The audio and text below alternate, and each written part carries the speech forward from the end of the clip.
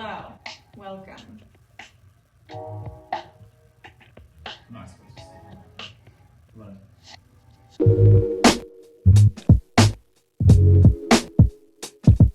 It is Friday. We're going to start a little weekend reading vlog, and we're going to do something a little different today. I'm joined here by friend of the show, Justin. Long time, first time. For some weird reason, he's agreed to play a little game with me this weekend. We're each going to read a book chosen by the other person. Here's how the game is going to work. We each chose 2 potential books for the other person to read. We don't know what they are. It's going to be a surprise. We'll describe the 2 books to the other person. Okay. We'll each choose one to read of the 2 options. Over the course of the weekend, we'll read the book and discuss and potentially fight. Love an opportunity to fight. Gotta keep things interesting. You want to go first? No, you go first. Have you chosen books that you love? I've chosen books I like very much. I don't know about love. I like very much. I'm the only thing you love. Correct. Okay, my 2 options are Outline by Rachel Cusk. I chose this one because it's a seminal text in the Thinky Woman oeuvre of which I belong. Okay. And I'm not sure you would ever get around to reading it if I didn't ask you to. I'm kind of excited about the prospect of reliving this book through you this weekend, since it's been several years since I read it. And you've never read any Cusk. I'm sort of curious to see how you get along with it. All right. I don't have to explain to you what this book is about. You know what this book is about. Her marriage. No, wrong. Oh. No, she's not married. Is there a book about her marriage at one point? Yes. There's a book about her having kids. It's called A Life's Work. And then there's a book about her divorce called Aftermath. Got it.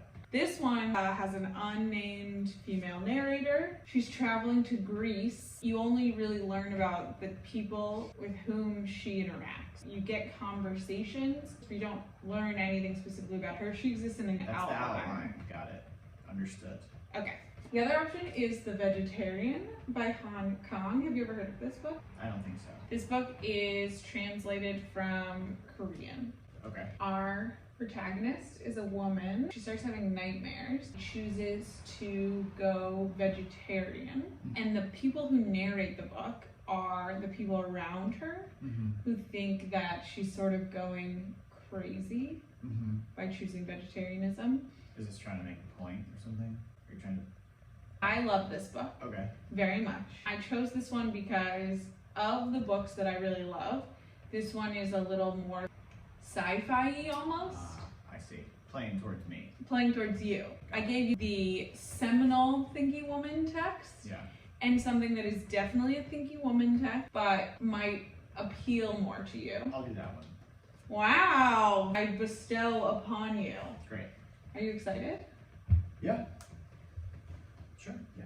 My selections are these. You've been sitting there with them under your shirt. The first, Jose Saramago. Okay, you know that I've read Blindness. Yeah, this is not Blindness. I know this is the sequel to Yeah, Blindness. See it. But this one is much more, so I was thinking, a political book.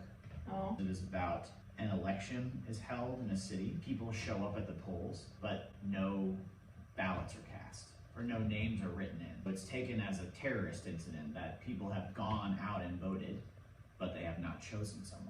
I read it a few times. The last time I read it, maybe a couple years ago, one of the best sort of political allegories that I could think of. Okay. The second book I chose was Provinces of Night by William Gay, Southern Gothic writer. I enjoy Southern Gothic. No! The book is about a disaffected young man who's a writer and reader. Is this a novel or short story? It's a novel. A boy who aspires to be a writer, who lives in rural Tennessee, develops a relationship with his grandfather, who has just returned to the town after having been kind of like an itinerant musician. Part of what makes William Gay a wonderful Southern Gothic writer is the way that he writes about nature. There's like a nature allegory to what's going on with the character. I Choose that one. I'm going to. Thank you. Tempted by both of these. I think I should at some point definitely read Seeing, but you seemed much more animated in discussing this one. I want to be able to talk to you about it, so I'm gonna. And it's a very male book. This is a very male book. So are you thinking that I'm gonna hate it? Yes, I think it would be hard to hate it because it's very well done, but I think that you should have to read something that's male. Think of all the male books I've read in my life. I went to college. I've read every man there is. I've read Saramago, Walt Whitman, Ulysses. This is like intentionally, I think the broodingness of it, it's a male brooding character. I mean, I think it's like the mirror image of this. Oh, this is going to be a good conversation though. Are these your underlines? They are. Can I write in the book? You may. Thank you. You can write mine. Thank you. All right, I'm excited. Game on. The game is afoot. When are you going to get started? I gotta go to the grocery store and stuff. So after? Okay. All right. So that's the game plan. Justin chose outline, and I chose Provinces of Night.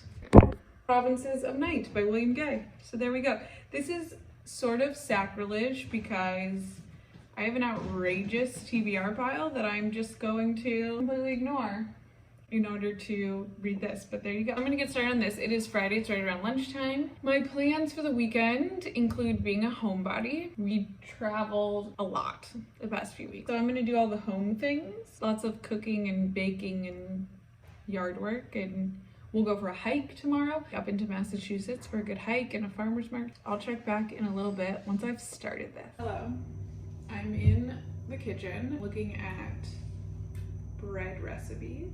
I think I'm gonna do a really easy, no knead white bread recipe this weekend. Just keep it simple. I'm gonna do this recipe. But I think I'm gonna let it rise in the fridge extra long, like a couple days. Get it kind of tangy tasting. That's the plan. Here we go, bread time.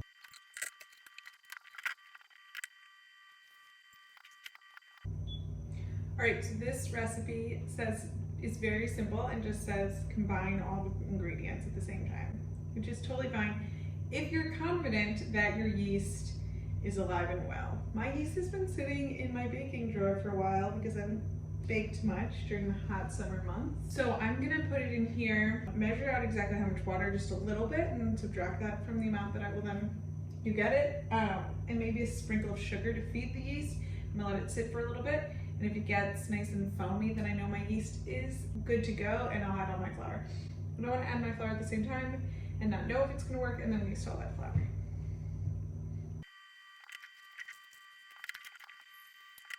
So I added about 4 ounces of water, just a little bit, and then I have it measuring here on my scale. The recipe calls for 3 cups, which is 3 times 8 is 24. So I will add 20 more ounces of water when the time comes. I can already see a couple bubbles and it smells yeasty, so we should be good to go. But I'm gonna give it the full like 3 to 5 minutes.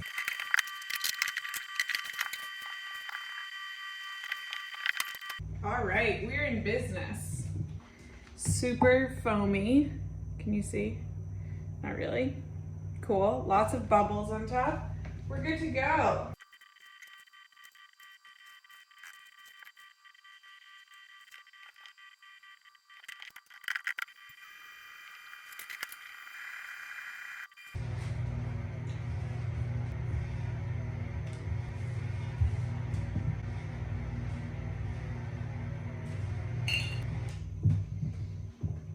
I forgot to add salt. There's literally 4 ingredients to this fucking recipe and I forgot one of them. Nailing it. Doing great.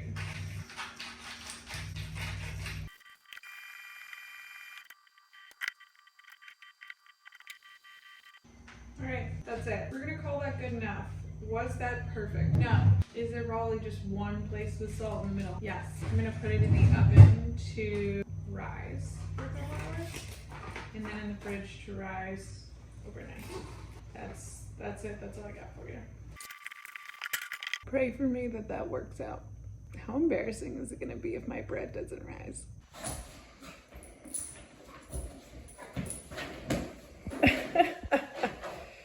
I gave the dog a little rinse off with the hose in the backyard and he's not taking it well. It's just a little water, buddy. It's been a couple of hours since I put the bread to do some rising. So it's about time to switch it over to rise for the rest, maybe like 24 hours in the fridge. So let's go check on it and see how big it's gotten. Are you excited?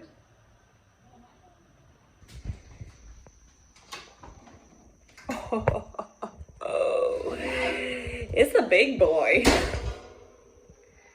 Things are looking good. Yeah, oh yeah, it smells yeasty, it smells delicious. We got bread, baby. We are gonna have bread.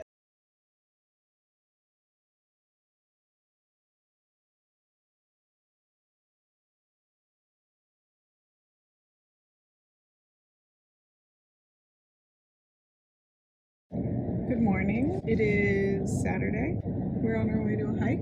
We started our respective homework last night. How are you liking the cusk? How am I liking it? I think that it is fine, observational. I have no complaints. No complaints. They're fine. What's happened so far in the book? She's had a few conversations with different people. It's like Jerry Seinfeld. Does reading it make you want to take me to Greece? They mentioned a few times how oppressively hot Greece is, and after this summer, I'm trying to avoid oppressively hot places. Well, then you're going to need to find another planet. I guess so. Earth is not the one for you. I guess not. I started Provinces of Night. We're definitely still in the setup, but it seems that we have this family. The patriarch is an itinerant banjo player. The family lives in rural Tennessee, and he left about 20 years ago to go live the life of the banjo player, rock and roll.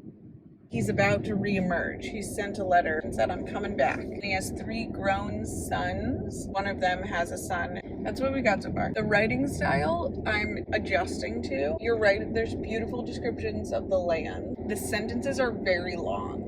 It's written in close third, but the person of that third person changes every few pages. There was a prologue chapter. It takes place in the future. Some construction crew finds a jar with human remains in it. Stereotypically, Southern Gothic writing is supposed to be like the evil that in the world is repressed, and it's repressed in the land. I feel that. And now I'm waiting to find out why there's human remains in a jar. Right. Buried in the land. Buried in the ground. So that's where we are, going hiking, and then a farmer's market, maybe a sandwich. What are your plans for the rest of the day? What are your goals? I have a toilet to fix. Oh, you do? You have some plumbing to do today? I'm gonna try. I don't know that I'm gonna actually do it right. I'm gonna bake off some of that bread, and I'm gonna make homemade yogurt today. And then tonight, we have our friend John's movie. Our friend John is a documentary filmmaker. His most recent film is premiering at the Latino Film Festival. This time it's all on the wide webs. So we're gonna tune in for that. Oh, did you hear the rooster? Yeah. That's gonna be us when we're homesteaders. Mm-hmm.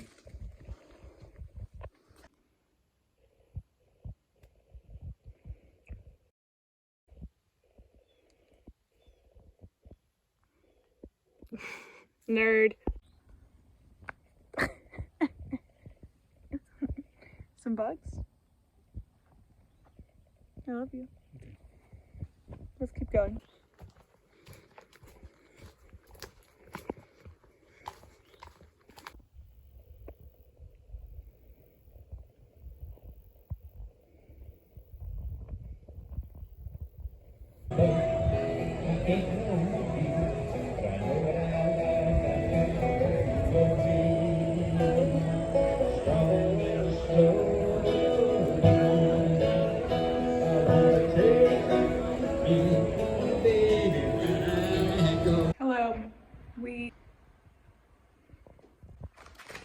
We just got back from our hike. It was wonderful. I came home to book mail. Hachette very kindly sent me Assembly by Natasha Brown. I'm so excited to read this. It's a little baby. It's a tiny. I wish I could stop reading Justin's book and read this instead. Natasha Brown's exquisite prose, daring structure, and understated elegance are utterly captivating. She's a stunning new writer. I'm sold. The blurbs on the back include Bernadine Evaristo, Allie Smith, Brandon Taylor, Avni Doshi, Olivia Sujic, Elaine Castillo, It is a dang good lineup. I'm so excited to read this. I'm gonna go get in the shower, and then the rest of the day I'm gonna do yard work. I'm gonna bake some of that bread dough I made yesterday. I'm gonna start working on my homemade yogurt. That's the plan for today. I baked some bread. A little guy. She's cute, right? Yogurt is still happening. We're getting down to the right temperature to add in some live cultures. Things are happening in the kitchen today.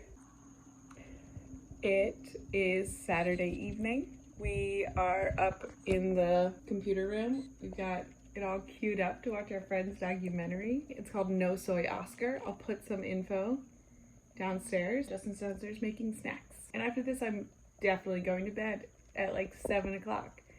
I'm very tired today. What did you just say? Don't let me eat all this? It was a giant bowl of pasta. Are you excited for John's movie, Hush Puppy? Are you excited to find out if he is or isn't Oscar? Good morning. I'm here in my pajamas first thing Sunday morning before I get back in bed with my coffee to check on my yogurt. See how it came out. Let's do it. All right, so she's beautiful. She may not look beautiful to you, but she's beautiful. We have whey on the top, which is great, and then nice thick yogurt underneath, which is amazing.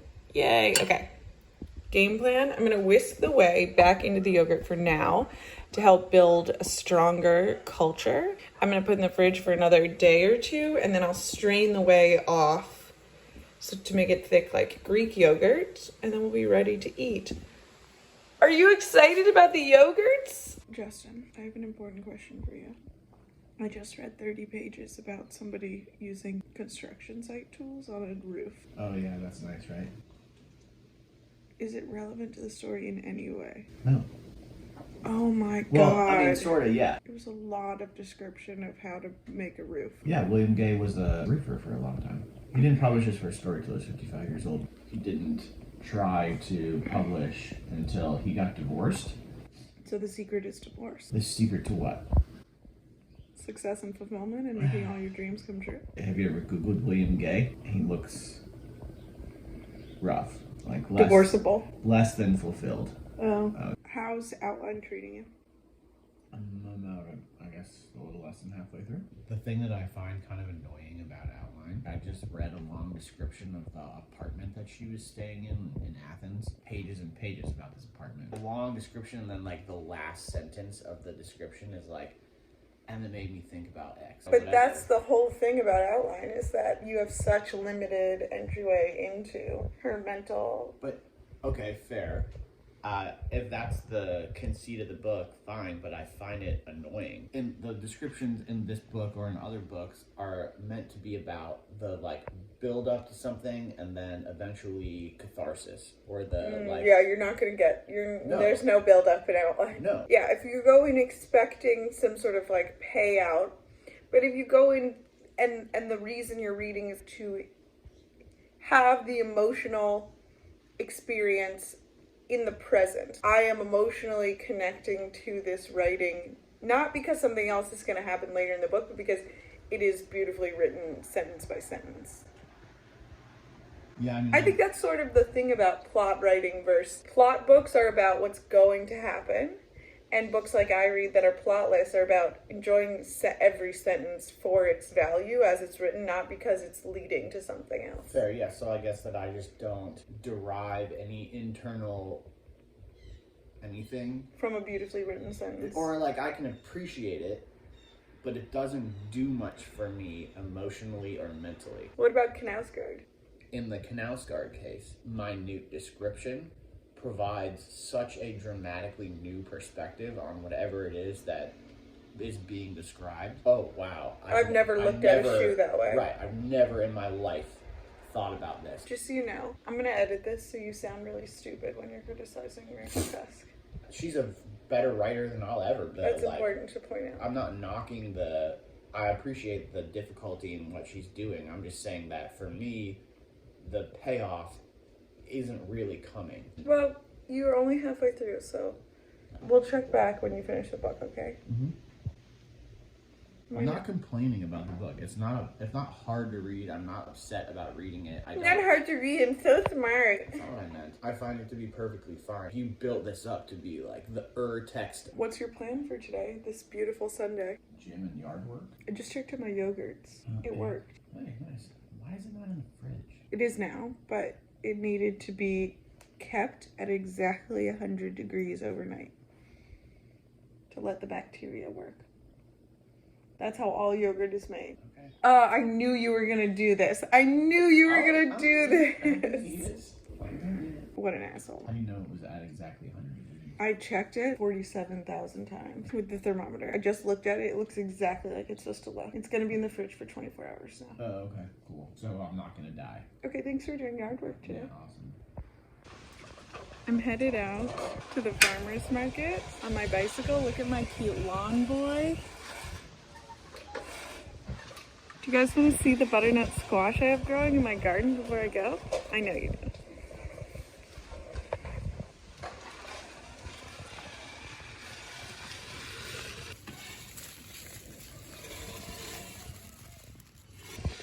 I'm very proud. I also have a little baby over here. Cute.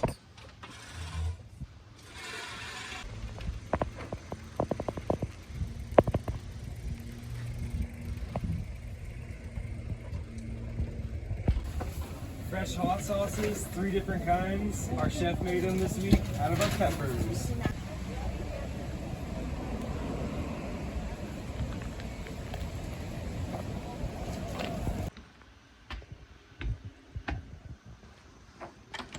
Hey, buddy. I'm home from the market. Such a beautiful day. I've got helmet hair. Who wants to see what I got at the market? I know you're dying. You're dying to see. All right. We got some leeks and some fennel. 2 of my favorite veggie tables. I'll probably just saute these. Anything like that with just salt and pepper and olive oil this week. Some brock. That'll probably get roasted with a delicata squash because I have like 47 delicata squashes currently from the garden. I bought some chipotle squash hummus, and then I got a couple purple radish eye.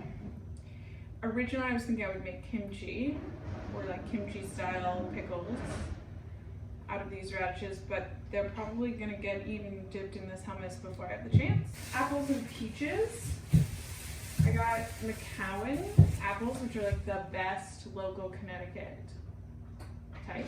And then I got the last of the peaches of the season. They won't be the best because it's the end of the season, but I'm gonna let them ripen and then make peach preserves to put on our yogurt. And that's it. That's the farmer's market goodies. My lawn boy is coming inside the house. Excuse me, sir. You're supposed to stay in the lawn. Thank you for doing the garbage.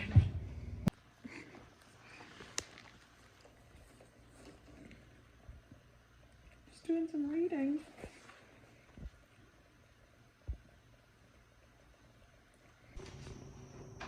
It is time to cut into this loaf of bread. It's still warm, Justin. Are you the luckiest boy in the world? Yeah, for sure. How would you like me to do it? Good question. What are the options? End piece Uh-huh. or I think you should just cut an end piece to taste right now.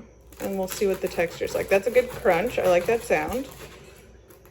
These are some garden tomatoes. this is a terrible knife. That's pretty good, wait, I want to see it's good texture. Mm-hmm. All right.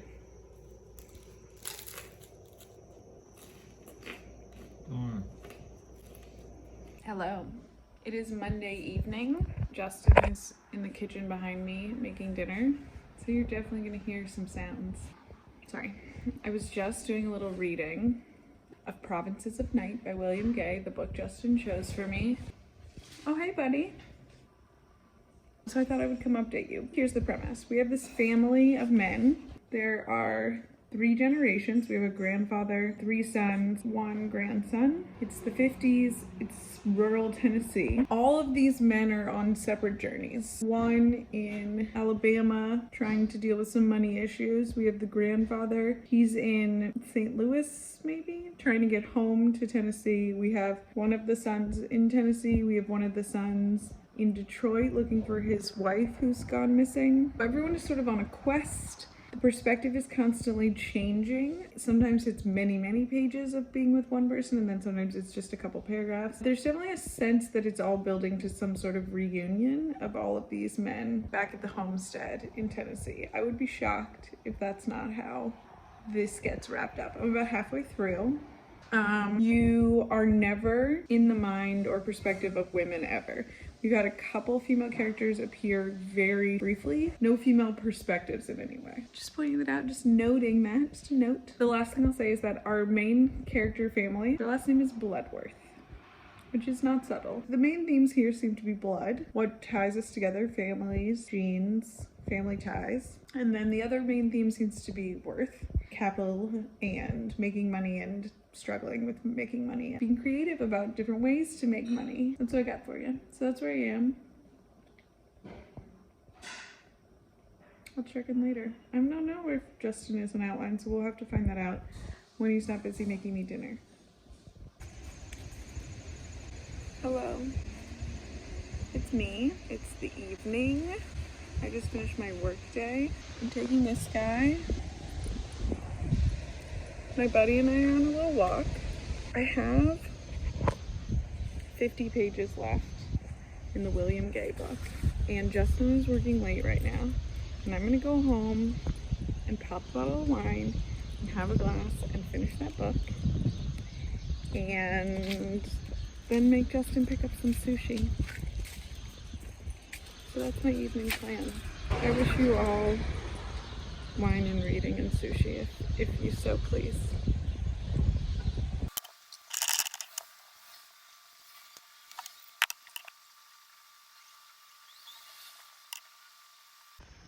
Alright, so Justin's home. I'm still reading, I haven't finished, but he just asked me to talk about it. So I was gonna say, Justin, last time we talked about it, very descriptive, beautiful descriptions.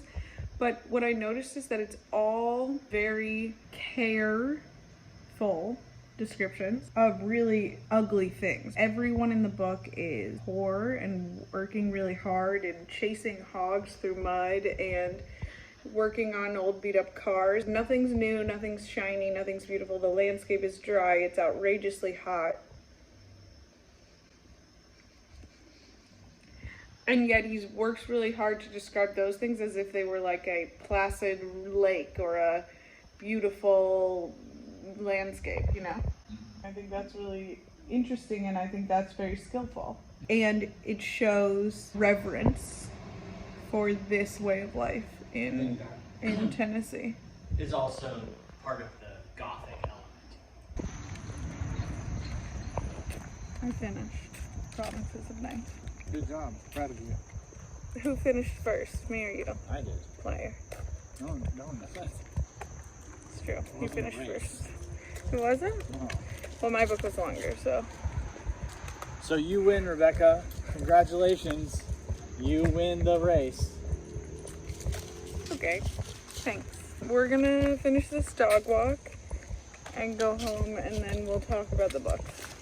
Sounds great. So stop talking about the book. Okay. Just surprise. We're back. We did our homework. We read our books. We did. You want to chat about them? I would love to. I'll go first. I read this book that you chose called The Provinces of Night by William Gay. You chose this book because you like this genre a lot, which is Southern Gothic. He is, I think, underappreciated member of the Southern Gothic writing club. I would say of my 4 types of books where we have plot, character, language, and setting, this book is a character book. The setting and the language are also important, but this is like a cast of characters story. The plot, not important. You did pick a plotless book for me, where nothing happens, and I appreciate that. It is definitely a very slow paced book, which I like. So we have this cast of characters. It's a bunch of dudes, a grandfather, an itinerant banjo player. We have 3 brothers, his 3 sons. 2 of them have sons, so we've got 2 more sons. And then one of those sons has a best friend. Seven men.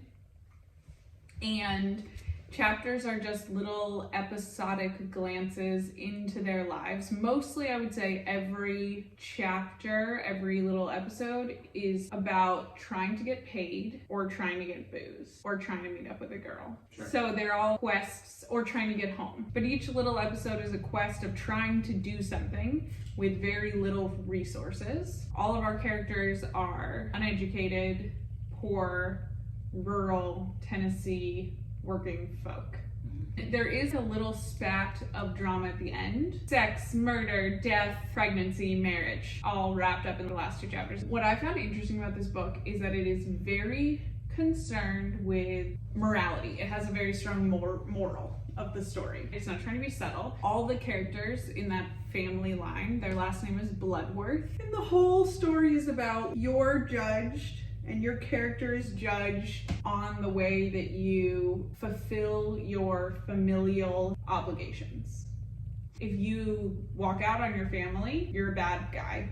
And if you do things because you feel familial obligation, you're a good guy. And we see the ultimate good guy, bad guy in the youngest generation, the 2 sons, Neil and Fleming. Neil gets a woman pregnant and doesn't feel any obligation to that baby. He's an ultimate scumbag. And Fleming, spoiler alert, if you were gonna read this book, Fleming, this is really a giant spoiler, helps his grandfather. He commits assisted suicide for his grandfather. The ultimate sign of familial sacrifice. He also takes responsibility for a child that's not his. For Neil's child, he does that, yep. So he's the good guy in the story. Why do you think that William Gay is so obsessed with familial duty and obligation? You think it's just William Gay who's obsessed with obligation? I think it is the central theme of huge amounts of literature. So. Yeah, it feels like Greek mythology in that way. Also, I think because in this story, it's very much about your community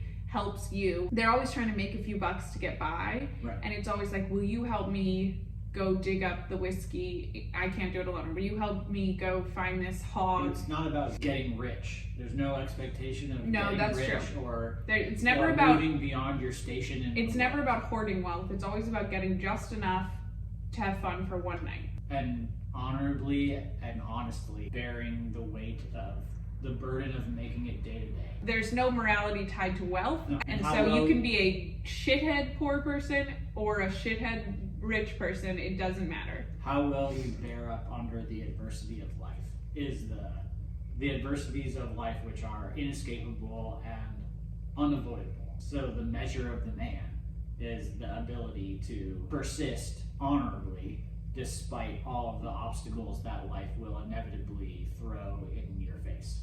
How do you suffer? An interesting phrase you just used is the measure of the man. I think it's worth pointing out, and we talked about this a little bit already, that there are no 3-dimensional female characters in this book. The women are shadowy figures. They are Objects of desire. or burdens, Mm-hmm. but they are never humans. First objects of desire, and then burdens. Yeah. In some ways, the women are outlines. Cusk, by making her central female character an outline, is saying this is a response to a long, long tradition of literature in which women are just outlines of figures and not real characters. Okay. What else did I want to say? Weather is a huge central character. Most of the time, it's oppressively hot. And then at the end, there's this freak snow ice storm that also plays a huge role in the storyline. And I think that's because these characters are so exposed to the elements. The trope in this type of literature is that the weather, the environment is meant to reflect the internal dynamics. So the storm hits at the climax of the book. Yeah. And it's a reflection of what's going on inside the characters. It's a thinly veiled metaphor. Yeah. Okay, I have a question for you. What makes this a Southern book other than the fact that it takes place in the South? South, having lost the Civil War, produces a type of reaction where there's an expectation of failure and loss, and that there's no way to handle it other than to just live through it and hope that it doesn't destroy you. The tradition of the white male Southern writer. These are key themes Yes. that he is playing on that predate him. But also the Southern female. I mean, Flannery O'Connor, course, every yeah. story that Flannery O'Connor Is ever wrote like is that, this. yeah. The other thing I wanted to say, this obsession with the moral of the story and the morality that runs as a thread through everything in the book. Also, what runs through the book is that every scene is dark and foreboding and menacing. Muddy and cloudy, or middle of the night, or shadowy. So you have this description of this very haunted setting balanced by this clear moral arrow defining the right path through the darkness. Sure. Sorry. Nature is not your friend. Nature is wild. I'm just gonna finish off by reading a sentence. This is, I think, a good example of the type of writing that he does. Very long, sort of musical rambling sentences. He seemed to be descending into a well of silence so deep the hammering of machinery was impotent to defray it at the discordant, jangling jukeboxes that furnished the hillbilly bars he haunted at night. Jangling jukeboxes of hillbilly haunts. All right, Provinces of Night. Did it, I read it. Rating. I'm gonna give it 3 stars. Okay. Thank you for picking this for me. Mm-hmm. Your turn. I read national bestseller, New York Times Book of the Year, Outline by Rachel Cusk.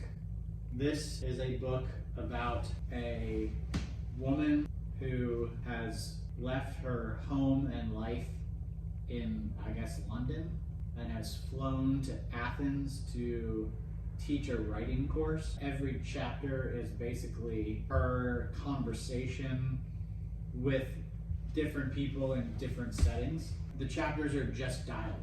But it's not quotation mark No, dialogue. right. It's retelling of dialogues. The impression of dialogue, not the actual dialogue. There are moments when she's writing the straight things that people are saying. So the question I'm asking is, do you trust the narrator's retelling of the dialogue? But the whole conceit of the book is that you never actually learn anything directly about her, or you never actually really know what's going on inside her as she's listening to the people talk. Don't you think that it is telling about her what part of the conversations she thinks are notable to recall? She notices which sentence he says while he's making eye contact, and those are important details to her, and that's illuminating of what she values or finds interesting. I hadn't thought about it like that before, but yeah, that makes sense. Okay. Sure.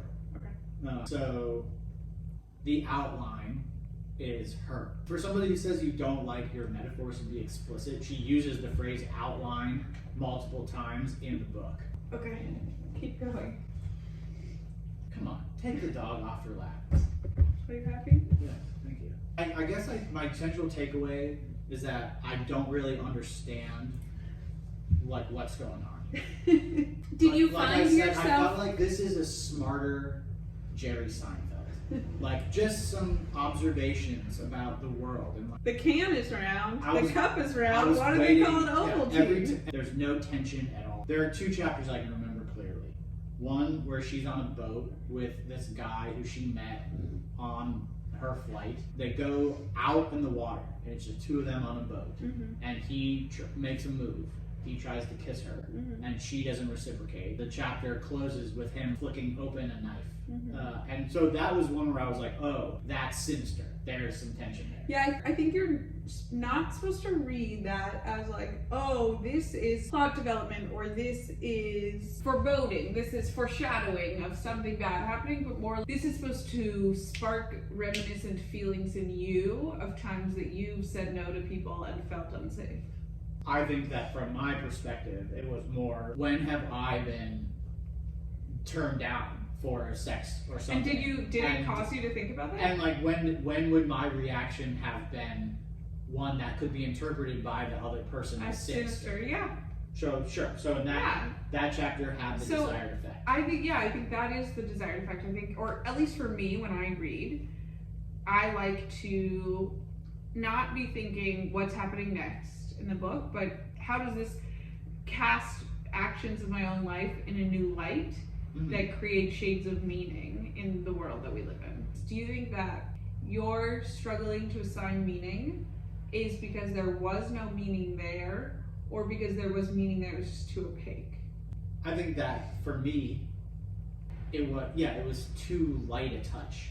It was too. Do you think it's possible that you have your experience of the world is too separate from Cusk's, that it's hard for you to make the meaning out of the symbols that she's providing? I guess that seems like a reasonable. What's your rating? A 3. You liar! You told me earlier it's 3.5. You're saying 3 because I gave your book a 3. I knew you were gonna do that. You piece of shit. He said 3.5 earlier. Let the record show. Would you read any more Cusk? No. You're not curious to finish the trilogy? No. Would you read another book I asked you, or I gave you? Would you Sure. do this again? I did not suffer. No, sorry. Sorry for you. You're missing out. What did you get out of this? You couldn't have gotten an emotional I did. shock. How? First of all, I relate to our narrator, but I also am just blown away by the artistry of Cusk and the way she wrote this book, and I think it's beautiful. Okay. Well, takes all kinds. Yeah, different strokes. I guess. All right, we did it, and we're still married. What else did we do this week? I made yogurt. Tell them about my yogurt. I thought it was delicious yogurt. It's the best yogurt I've ever had. Is it really? Mm-hmm. Really? The consistency was like a little off, but I'm gonna whisk overall. it. I'm gonna whisk it better next time. What else was the highlight of your read for today? Anything going on? Nobody cares about me. What are you gonna read next? I ordered the Now Start fiction book. You did? It's supposed to be detective or murder or something, like genre fiction. Genre fiction. I'm reading Rivka Galshin's Atmospheric Disturbances. I started it this morning. I'm reading it with Jessica of Jessica's Bookstack fame. We were supposed to do a buddy read of Vanishing Twins. I read it without her, so I'm trying to make up for that. Okay. I was a good sport. Were you? You were an okay sport. Thank you. Thanks for watching. Thanks for watching us talk about books, read each other's books. I'm not sure that I can continue to be married to a man who doesn't see the value in Rachel Cusk. Good luck in all of your future endeavors. Thanks for playing. Appreciate you. All right. Comment below. Tell us, A, if you've ever read or heard of this book, or if you have any interest in reading this book. B, comment below and tell us what book of mine that I love Justin should read next. If we do this again, And if it's, don't bother with putting Rachel Cusk. if we do this again, put down below what book Justin should read and respond to next. All right, thanks for watching. Love you, nerds.